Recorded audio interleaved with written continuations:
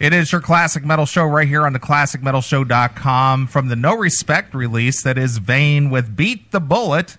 And, well, Kim, she just beat the bullet getting down here anyway. You got a hot little ride there, Kim. Why, thank you very much. You've had that how many years? That is actually only a couple years old. The last time I was here, I had the black one. The black 05. Yeah. Yeah, so now I'm rolling in what I call Lady Marmalade. Nice. Well, have you seen the Challenger Hellcat? Yes, I have. And what's your thoughts? You know, I'm a Ford girl through and through, but you know, got to respect that American muscle. And right. It's a serious automobile. It is. I mean, what is it? Production, I think it's 707. 707. I was going to say it's just over 700. So 700 horsepower. Could you handle that, Kim? I don't know. I'm a little close in mine, but not anywhere near that. Yeah. So what do you do with all that power under the hood, being that you have the Boss 302? Drive really fast. Have a lot of fun. Pretty much stay in the left lane all the time. I'm usually that person that's coming up right behind you saying, "Don't hull monitor me in the left lane. It's my speeding ticket to get." Right. Well, speaking of speeding tickets, have you gotten any speeding tickets? No. And have you even come close? Have you gotten pulled over and put on the Kim charm and get out of a speeding ticket? No, I haven't. No? I've been super, super fortunate. No radar detectors or anything like that either. Just been lucky, which means now that I'm talking about it, my luck is probably going to run out on the drive home. So are you going to blame that on me? Absolutely not. For bringing it up? Absolutely not. Yeah. So you live in the Illinois area, and I noticed this is just something for me personally that I've noticed over the years that for some reason, and I don't know why do the people in Illinois drive like a bat out of hell all the time? I mean, if you cross the Indiana border, most people in Indiana drive what I consider normal. I noticed that. I noticed that. But people from Illinois, they're always tailgating. They're always going 100 miles an hour. Yep. They're always weaving in and out of traffic like they're in a hurry. Everyone's in our way. But the funny thing is that Michigan is the same way. Really? Yeah. See, now I've never been to Michigan, so. Well, if I'm driving on the interstate and I've got the cruise control set at like 75, and somebody's riding my ass, cruise control. What's that? Well, I can guarantee you it's somebody from Illinois or somebody from Michigan. Mm-hmm. Well, in Wisconsin too, we notice it as soon as we cross over into Wisconsin. It's the same thing. Everybody is for some crazy reason happy to do the speed limit, and Sure. that is just alien to me. Right. Well, you know, I don't have any points on my license. I have a CDL, which I like to protect, so I don't get crazy. But you know, I got a Monte Carlo Super Sport, which you know, it's got I think that it's got can't remember. It's like 530 horsepower or something like that. But, you know, it'll get up and get it. But I don't need to get out there and either get in a wreck or get a ticket. You got to, though. That's what the car's built for. Right. You got to get out and stretch your legs once in a while. Unfortunately, I'm a little long in the tooth to play the kid games anymore, Kim. I'm old. Look at me. I'm old. Stop it. I'm not that far behind you. Right. Well, anyway, Kim, being that you are of the female persuasion, there have been some female issues, and I'm not talking about physical issues here, but female social issues that have kind of reared their ugly head here in the last couple of weeks. And I know that you're a sports fan. Yes, I am. You love sports. I do. And I'm sure that you've been following this Ray Rice deal from the Baltimore Ravens. Yes. Wow. Well, Ray Rice and then Adrian Peterson with his kid. Right, so. right. Well, that one, you know, that one is subjective. Yeah. Because what people consider abuse is not always abuse. Sure. I mean, well, I know I got my ass whipped with a belt. I had marks. Nobody came and arrested my parents. Well, I got my ass beat plenty of times growing up, and that was not considered child abuse. But today, true. But with Ray Rice, that was the thing that I find so amazing. But I understand it. I actually have, some stories where in my past where I can relate. is that when that occurred, she was actually his fiance. Right. And then went on to marry him. Well, we're going to talk about that. This is why I want to talk about this, because, I mean, as a woman, I'm sure you have some definite opinions. So how I'm going to lead into this story is I read a very interesting story that I shared with Chris earlier in the week, and he threw it right back at me and said, you know what? You ought to cover this with Kim on Saturday. Get her thoughts on it. All righty. All right. So an article read, as you know, the Ravens played the Steelers on Thursday, and my Steelers unfortunately did not show up for the game. Yeah, that was pitiful. Pitiful. That was rough. But anyway, as you I'm a Bears fan though, so I know the suffering. Sure. So the ex-Baltimore Ravens star Ray Rice wasn't playing in the Steelers game, obviously, but his fans were there in full force, including many women who wore the disgraced football player's jersey with pride. Wow. Okay. Wow. They went around and interviewed some of these women who were wearing these jerseys, kind of getting their thoughts and where their head is, and their viewpoint from a woman's perspective. And one of the comments that was made was, although I do not support Ray Rice's actions, I do support him as a person. Taylor Whitaker, 23, of Winchester, Virginia, told ABC News. The ripe old age of 23. She knows it all. Right. You can't allow one person's, and here's the word she uses, mistake to define the person they are or the potential that they have. If we don't support people, even when we don't always care for some of their decisions, it's more of an action than just a decision. Yeah, it's definitely more of an action. A lot of us wouldn't have friends. So who needs with friends like Ray Rice? Who needs enemies? Right. So here's a girl who basically, and I'll tell you what my comments were to Chris on that statement alone. My translation of that is, if you're talented or a fan favorite, your actions are excusable. Ugh. Nope. Not at all. Well, give me your thoughts. Like I said, I was just so in shock when I saw the video like everybody else did. And then when I learned that she was his fiance at the time and then went on to marry him. And then it came out that the NFL had the videotape all along and knew it and had kind of played it down. And, what was her name? Tiffany? 23-year-old Tiffany that made the comment? Taylor. Oh, Taylor. Yeah. Sorry, Tiffany Taylor. Sound like strippers. Yeah. Do you love people? Do people sometimes make mistakes? Yes. Do you support them through those mistakes?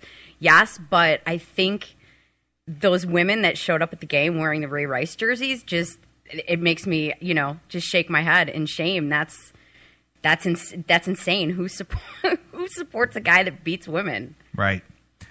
She went on to say, I wish Rice nothing but success and can't wait to see him back in the NFL. Wow. And she was at the game wearing her jersey. Yeah, well, she's probably trying to find her. She's probably trying to hook up with some of that football money. Right. Well, we're going to get to that point. Other women shared her sentiment, many saying they wore the jersey to make a statement. What kind of a statement do you think they were making? A statement that they've probably never been in the position of somebody that was in an abusive relationship.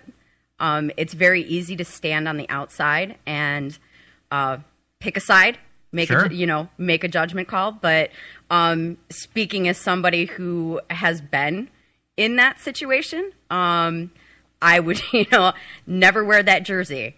So it's unfortunate. Everybody has an opinion, whether, a lot of them are wrong and really misguided, but, it's a free country. You can say whatever stupid shit you want to say, I guess. Right.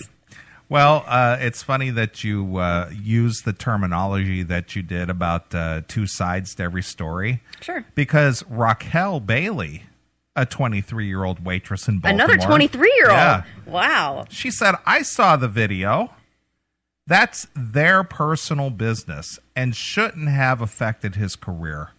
I don't agree with domestic violence, but she's still with him, so obviously it wasn't that big of a deal. It wasn't that bad. Everyone should just drop it. Yeah, wow. That reminds me of a joke my dad used to tell is, and I'm, you've heard it. What do you tell a woman with one black eye? Actually, 2 black eyes.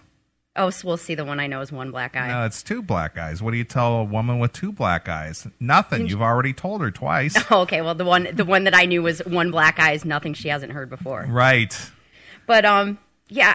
You know what? 23-year-olds. The wisdom of 23-year-olds, I guess. I'd like to hear their opinion when they've actually lived some life and been in some relationships and been in some situations, and see if they're so quick to get media attention. I guess they got their name. We're talking about them. Sure. Well, my translation to her comment: if you're willing to take a punch in the head in order to be the wife of a multimillionaire, it's worth it. Well, yeah. You know what? I guess if that's the choice that you're going to make, sure. I mean, it's not a choice I would make. But again, kind of going back to some of the things we talked about last week, I'm in a fortunate position that, I've worked really hard and, I have built my own space in the world where I don't have to be dependent on anybody else. It's my house and my cars and my stuff. And I know there's some situations where there are, women in relationships that are, horrible, and they're stuck. They can't get away. They've got kids. They can't be on their own. They don't have any money. And it's terrible. But, for someone to say, if you can, what did she say, take a punch in the head to be with a multimillionaire? I guess, I guess that's one way to live your life. Right. Well, Christina Burke from Bel Air, Maryland, is another woman who supports Rice. Her comment: I just don't believe one action or one mistake should define a person. Well, that's one action that you know of. Right. Typically, it's kind of like, marijuana being the gateway drug. It doesn't usually start with, a punch to the head. It usually starts verbally. Right. And then, it gradually builds up and is, when people realize that they can start pushing their boundaries further and further and further, it starts with a mean word, and it, sometimes ends up in death. And it's not, it's not funny. It's not, it's not a joking matter at all. And I don't mean, I know I'm being a downer right now, but that's real. And to me, these girls, this is their chance to take an unpopular viewpoint to get themselves interviewed and be on the internet. Okay. Well, another fan still rooting for Rice. She says, yeah, I'm pretty aware of what he did, said Gage Friend, 18. 18? Who was wearing a Rice jersey at the game. And yes, it was awful. I'm seeing a reoccurring theme here of like an 18 to 25 demographic that are Ray Rice fans still. Right. And yes, it was awful, and it was definitely a mistake on his part, but he deserves a second chance. Well, I'd be an asshole if I said people shouldn't get second chances and people shouldn't be able to, redeem themselves. Mm-hmm. Absolutely. So, I can't disagree with that, but I absolutely question the motive that they have in saying it. Right. Well, she continues, people have done so much worse in this league. Well, you know what? I actually don't doubt that. I mean, don't get me started on Michael Vick. I can, being a pit bull lover and a pit bull owner, don't get me, I can talk for hours about Michael Vick and what a douchebag he is. Right. Well, my translation, as long as you're not OJ, it's excusable.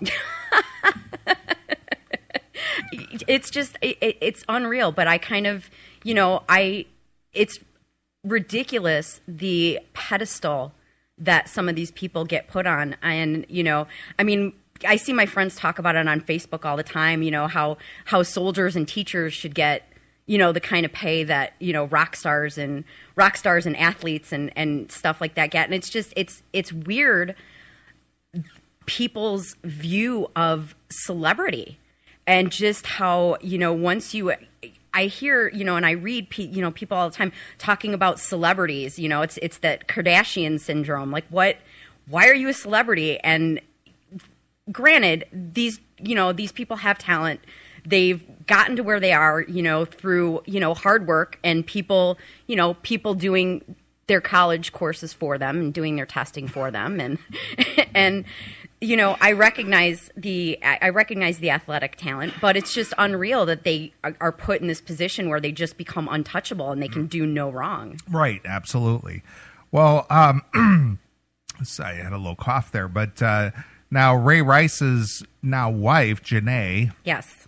Does she have any culpability in this whole action? Granted, he, clocked her, knocked her out in a elevator, but as a woman, does she have any culpability in causing him to take that action, right or wrong? Wow, that's actually a really good question. You don't know what led up to that punch. I mean, did she smack him? Did she, physically do anything to him? Which, whatever. At the end of the day, there's no reason, why nobody should hit anybody. But a guy hitting a chick it just doesn't fly. I think that it is difficult that she stayed with him and that she married him. It makes it challenging to, I guess, sympathize with her in some ways, because it's not like, it's a situation that she couldn't have gotten out of, and she chose to stay. And who knows though? Maybe I'm just being, maybe I'm being judgmental. Well, and, you're just an outsider looking in, giving your opinion, and it's just an opinion. Yeah, but I don't know. Culpability. I mean, are you saying that did she ask for it? I mean, does she have any responsibility in the action that took place? Yes. Does she bear any any of the responsibility? I'm not saying that she deserved to get hit. No. Okay. No. I'm just saying that does she have any, culpability in diffusing this or not allowing it to get to that point, or sure. Does she know him well enough to know that he might react violently toward her if she just keeps pushing the button?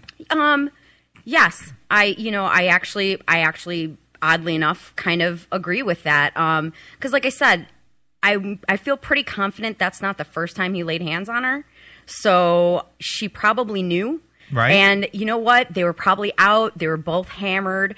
And, sometimes when, you're together and you're both drinking and you start pushing each other's buttons and, sometimes, you do cross a line. That doesn't mean that you deserve to get punched in the head. Right. But, yeah, I think if you're with somebody long enough, you do know their buttons and you do know their limits. Sure. And, but again, it's a fine line, like you said, between responsibility and deserving it. Right. Did she probably run, run her mouth and escalate the situation to the point where he felt the need to punch her in the head?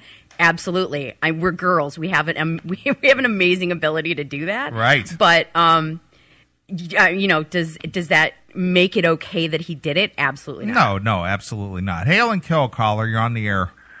Hey, it's John again. This is a surprise, huh? Hey, John. John, we missed you. You got something to add to the conversation? Yes, I do.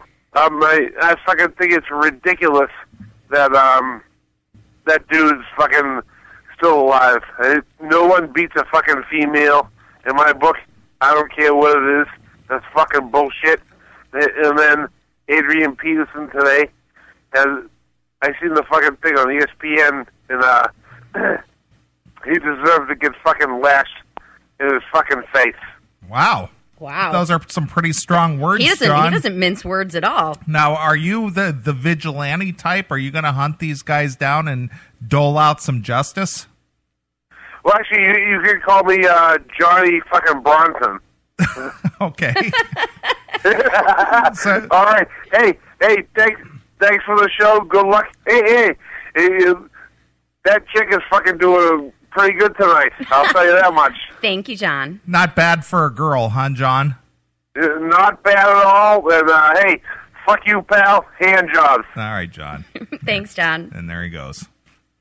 So anyway, Chris had an argument going on, or I should say, heated discussion with some of his Facebook friends about, what led up to this, because we don't know really what led up to it. No. And Chris basically just wanted to find out, and I think people totally misunderstood Chris's point, which is the point. Misunderstood Chris? Yeah, no way. That never happens. Which is the point that I'm having with you right now. What led up to this, and does she bear any blame for, ruffling his feathers to the point to where he just popped her?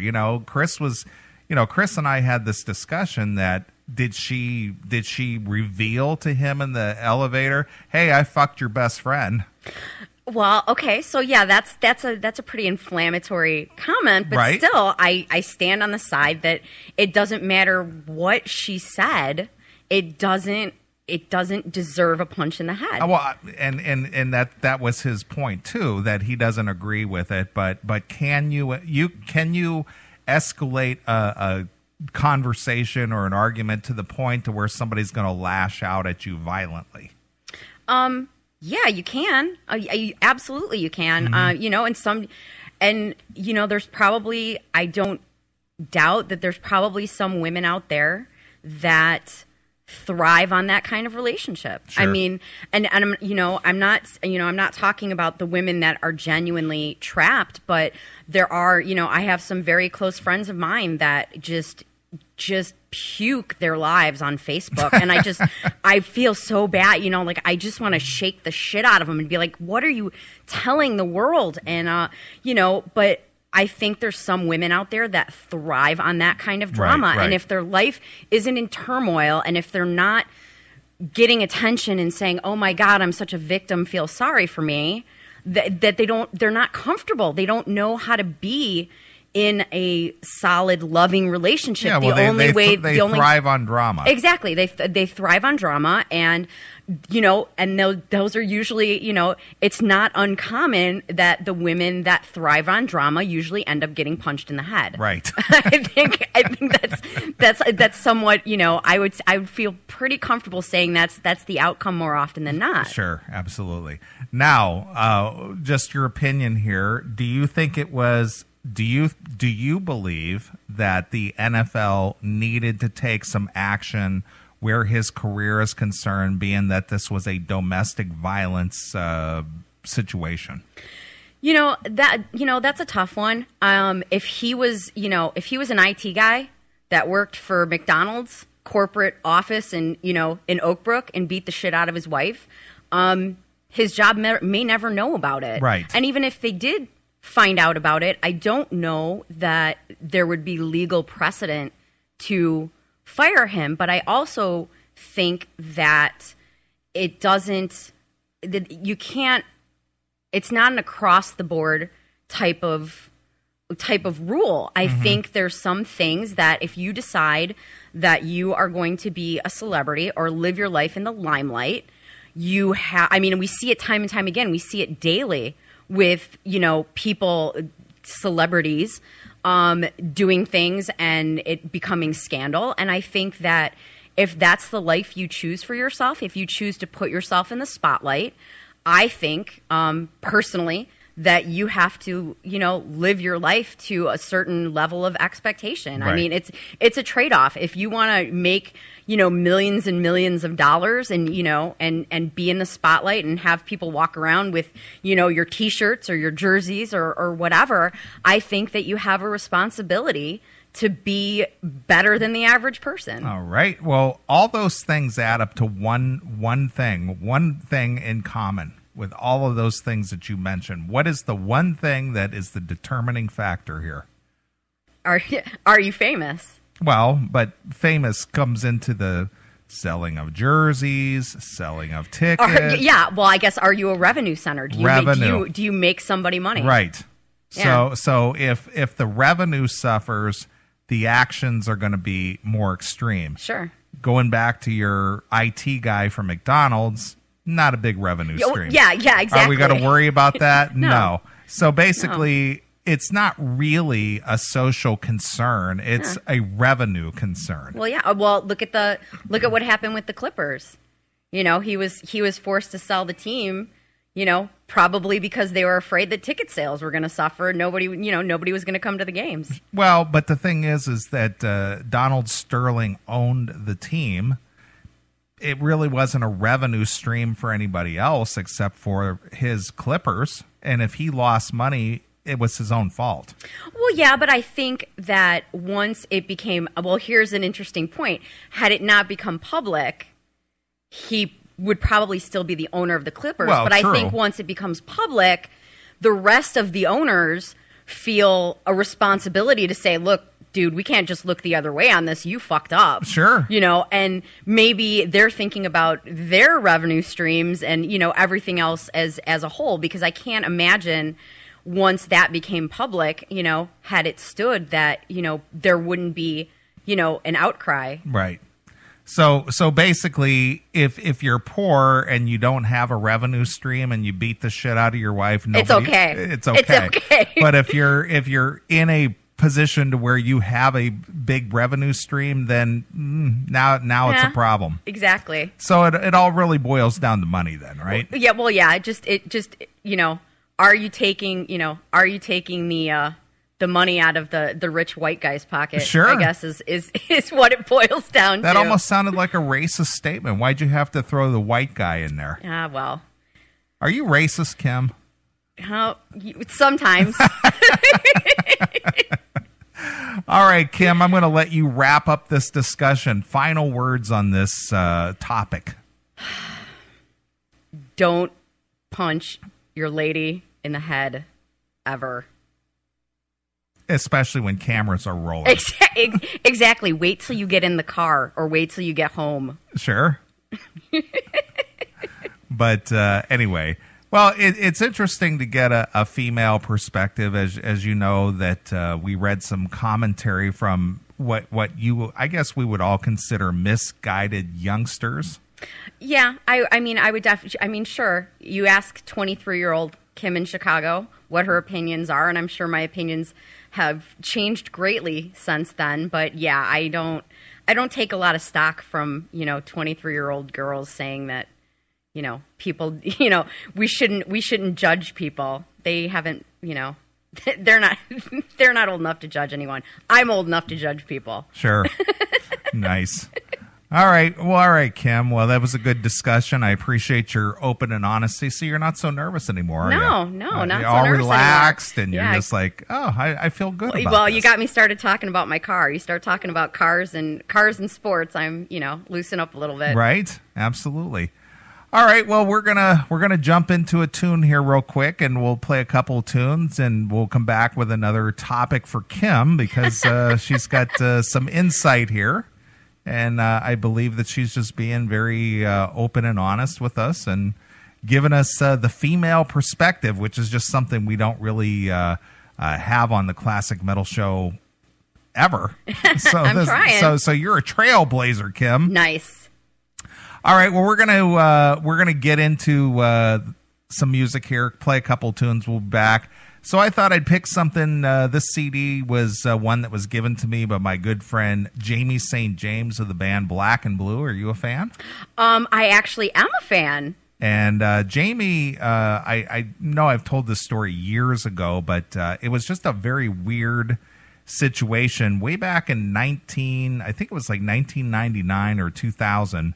Way back when. Yeah. The turn of the century. Well, basically, the turn of the century. I was at a show at the Cleveland Agora. It was a Dawkins show, and I was hanging out with Imagine that you were at a Dawkins show. I was at a Dawkins show. No way. And I was hanging out with a good friend of mine. He used to co-host my show or do a takeover for me when I couldn't do the show. We call him Long-Haired Mike, and we were standing out in the lobby, and it was like during intermission or something, and he says, "Hey man, doesn't that guy over there look like Jamie St. James?" And I said, yeah, it looks just like it. I said, I'll go over there and see if that's him. I walked up to him. I said, are you Jamie? And he goes, yeah, man. What's going on? It's like, what are you doing here in Cleveland? He goes, I live here now. Really? So I started talking to him. I said, well, what brings you to Cleveland? He says, well, I've been out of the music business for a while, and, I wanted to get out of the L.A. scene, and I asked my real estate agent just to find me somewhere to move. He said, just somewhere. And they picked Cleveland. And they picked Cleveland. And he was in the process of opening up a dog kennel. Wow, it's like the rock star relocation program. Yeah, basically. And we got to be friends. We exchanged numbers. I was doing the Classic Metal show at the time, and I invited him to come down to the show. And he says, yeah, I'll bring you the Black and Blue catalog if you don't have it. I'd love to come down and do the show. I hooked him up with my good friend Billy Morris, guitarist. Yeah. I'm sure you know the name. Yes. And he put together a band. And if you look up there on the wall, over there on the Yep, right, I see it right there. I did a classic metal show night out with my good friend Jamie St. James. He formed a band called St. James, and I did the first show for him, a live show, live event. Nice. And before you know it, he was back with Black and Blue, and then, of course, he did a stint with Warrant, but now he's doing the whole Black and Blue thing, and I think he's doing something with former guitarist Stacey Blades now with, kind of like a all-star jam type thing. So Jamie St. James, a good dude, and he brought me this CD when he came down to the radio station, and it's a really good live disc. It's called One Night Only Live. And since we've had such a lively discussion about this whole Ray Rice thing, I thought maybe we'd close out this discussion with some Wicked Bitch. What do you think? Nice. Love it. All right. Well, here's Black and Blue with Wicked Bitch exclusively here on your Classic Metal Show.